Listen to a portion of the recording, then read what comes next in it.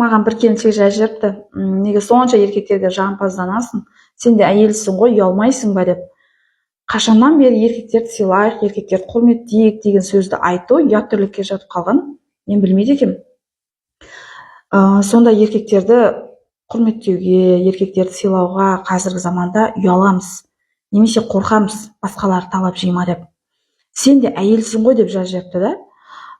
Астында үлкен мағына жатыр да, как будто бір екі жақ соғысып, сен біздің командамыздасың ғой, неге арғы бетке өтіп кеттің жау жаққа дегендей, бір фашистер жаққа өтіп кеткендей мені жазғырғанда. Кіммен соғысып жатырмыз, кіммен алысып жатырмыз, үнсіз соғыс, қарусыз майдан болып жатқан сияқты да, өз алдымызға өзіміз шырпыр болып жүрміз да. Еркектер ондай, еркектер мұндай, бір еркектер туралы видео тауып алсақ, соны статусымызға қойып, бір-бірімізге жіберіп, сол күн тыныш ұйықтаймыз ғой, бір плюс бір ұпай болып, уф деп. Еркектерсіз ақ күн көреміз, еркектерді үйтейік, қазіргі еркектер ұсақталып кеткен, байға тимеңдер, байға тиерден алдын өмір сүріп алыңдар дейді да, байдан кейін өмір жоқ сияқты. Бір-бірімізді қолдап, қолпаштап, бір секта құрып алғанбыз да, комментарийге қарсы бір-бірімізді қолпаштап атамыз. Бірақ мен бір еркекті көрмедім ше, осы әйелдер ондай, әйелдер мұндай, біз әйелдерсіз күн көреміз, әйелдерді алмаңдар, әйелдерге үйленбеңдер, әйелдерді үйтейік, келіңдер, бүйтейік деп бір-бірімен шүпірлесіп, ұйымдасып жатқан еркектерді көрмедім да. Ар жағында өзіміз шырпыр болып жүрміз да, біз өз алдымызға өзіміз күйіп жанып, өзіміз шырпыр болып, өзіміз жау санап жүрміз да еркектерді. Олардың ойында басқа нәрсе, олардың бізбен ұрысуға тіл байлықтары да жетпейді. Олар басқа нәрсені ойлап жүр, өз алдарына кредитін қалай жапсам екен, тағы бір жұмыс керек болды ғой, левый правый деп, немесе мына машинаның коробкасын ауыстыра бердім, басқа машинаға ауыстырсам екен деп, олар басқа нәрсе ойлап жүр да, біз мына өзіміз жау санап аламыз да еркектерді. Былай бүйтіп айтайын да, мектеп кезінде біз тақтаға шығып жазу жаздық, қара тақтаға ақ болмен 42-дің 7-сі сынып жұмысы деп. Сол партада отырған бізге қара жазудың көрінгенін қалай ойлайсыз? Тақтаның қаралығынан ба, әлде бордың ақтығынан ба? Жауап беріңізші.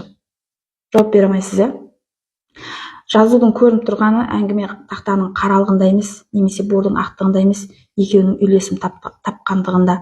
Дәл сол сияқтымыз. Сіз өзіңізді әппақ көрсетіп, күйеуіңізді қаралағаннан не пайда? Сіз сол күйеуіңіз қара шалыңыздың арқасында әппақ болып жүрсіз.